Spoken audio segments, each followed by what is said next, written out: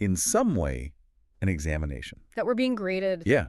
But usually when we talk about this, especially in theology, we focus on how hard the test is. Right. The whole problem of evil. Why is there suffering? Why is the test so difficult? But the research we're looking at today, it flips that entirely.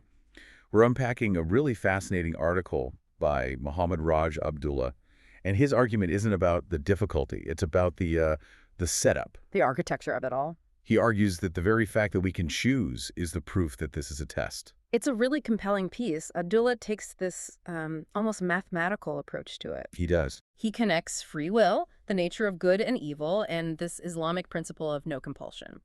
His whole point is that without the real option to fail, success is, well, it's just impossible. So let's get into that logic. Abdullah starts with a puzzle that I found really sticky. It's almost like a thought experiment in, game design. It is exactly that. He asks us to imagine two versions of humanity. Let's call them prototype A and prototype B. Okay. In prototype A, the creator makes humans with only a positive nature.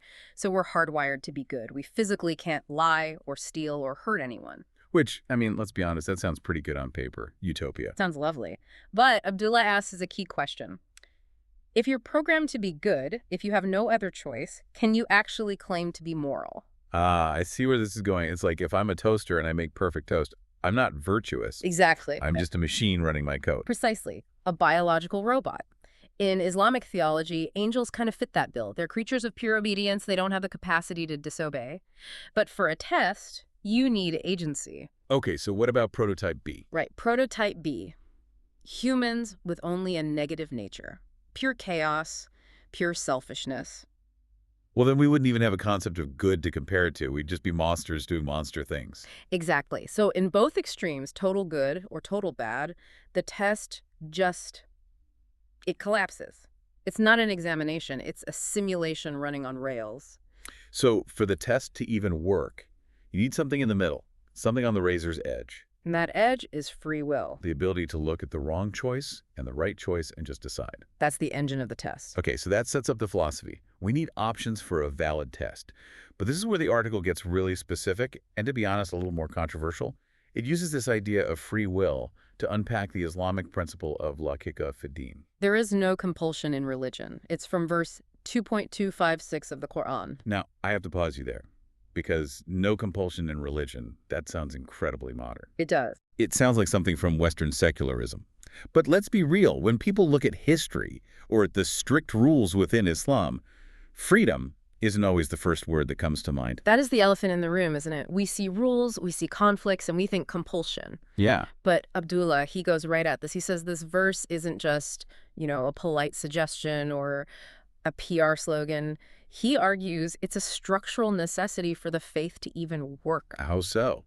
Because people have been forced to do things in the name of religion. Of course. But the source is talking theology and law, not just bad human behavior. Go back to that robot analogy.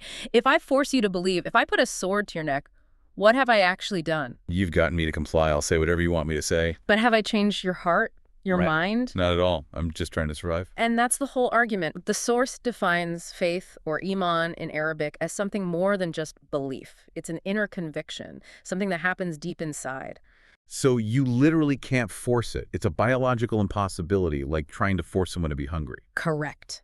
You can make the body go through the motions. You can make the tongue say the words. But you cannot coerce a heart to accept a truth. The article says that coerced belief is meaningless in the sight of Allah.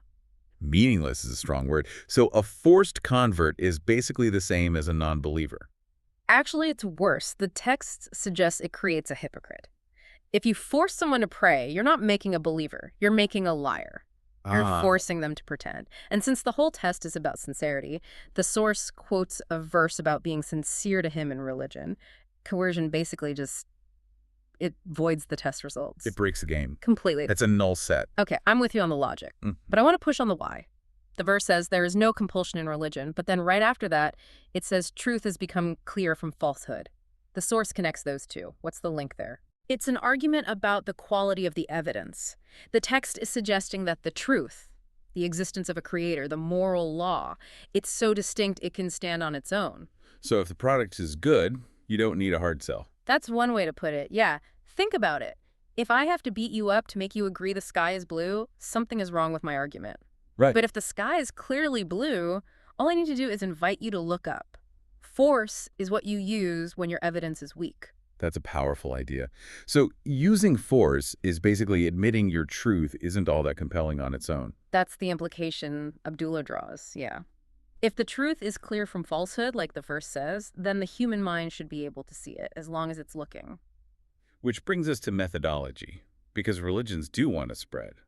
If you can't use force, what's left? How do you get people to look up? The source outlines what it calls the prophetic methodology. It's basically 4 things: good character, sound reasoning, leading by example, and dialogue. So attraction, not promotion. Or invitation, not invasion. It quotes another verse.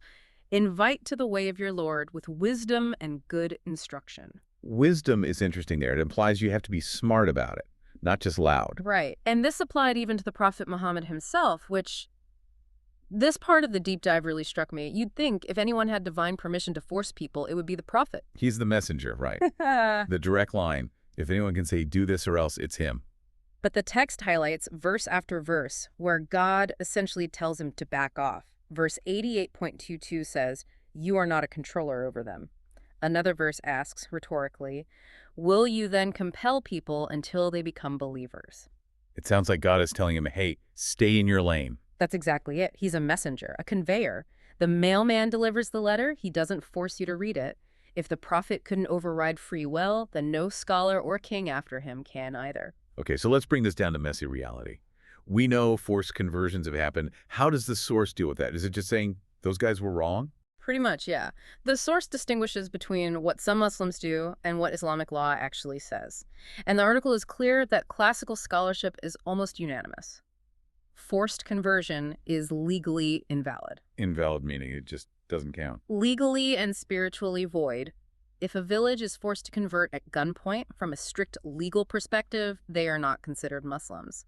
The contract was signed under duress. That's huge. It means any empire that did that was just collecting fake numbers. It does. And the source points to history to back this up. It notes that for centuries, major Muslim empires ruled over huge populations of Christians and Jews who stayed Christian and Jewish for generations. Which wouldn't be possible if the rule was convert or die. Right. If the rule was total compulsion, churches in Egypt or Syria would have vanished 1,000 years ago. The fact that they're still there is, evidence of this principle in action. Okay, I want to pivot to the part of the article that I think is the hardest for an outsider to grasp. We've established no compulsion for entering the faith. Correct. The entry requirement. But once you're inside, it seems like there's a lot of compulsion. Don't eat pork, pray 5 times a day, all these rules. This is the common critique. You promised me freedom and you gave me a rule book. Feels like a bait and switch. Go on in, the door is open. Click, now you're locked in. Abdullah uses a really helpful analogy here, the medical profession. Okay, break that down for me. Does anyone force you to become a doctor? No. You choose it. You apply.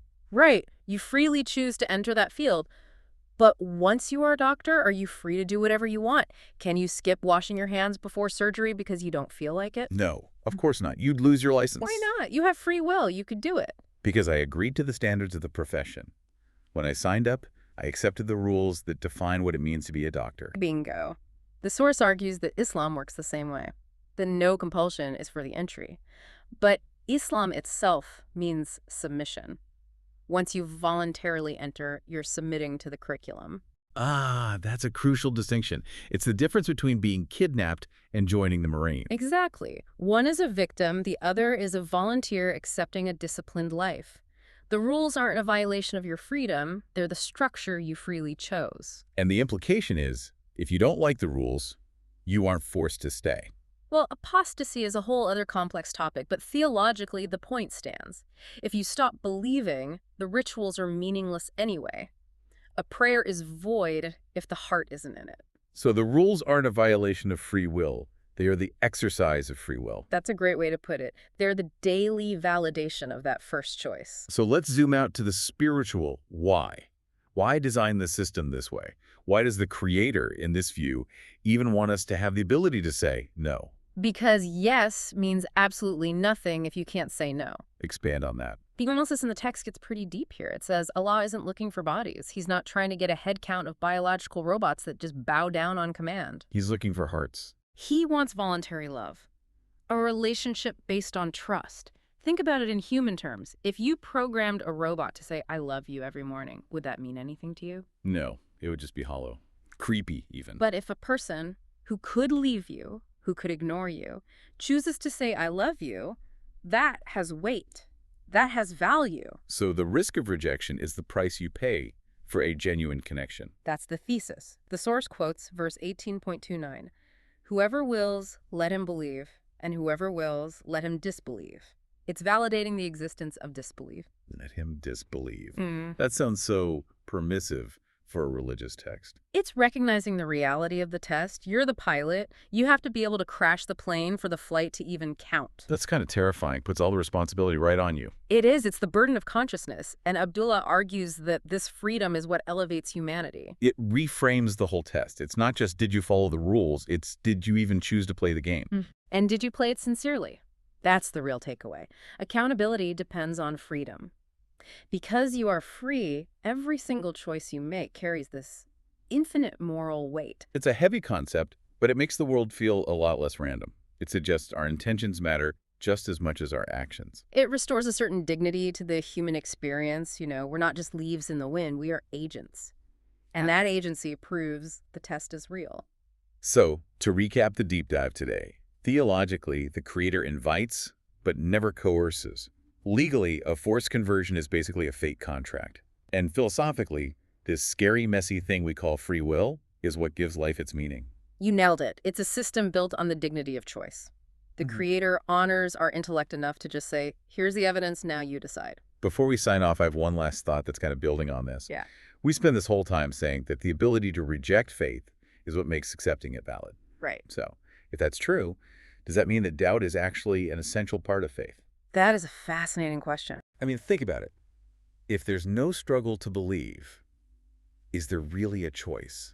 If you never wrestle with the no, can your yes ever really be your own? Maybe certainty isn't the opposite of doubt. Maybe certainty is what you find on the other side of doubt. Something to chew on. Huge thanks to the research from Mohammed Raj Abdullah for giving us this framework today. A pleasure, as always. Catch you on the next deep dive. Stay curious.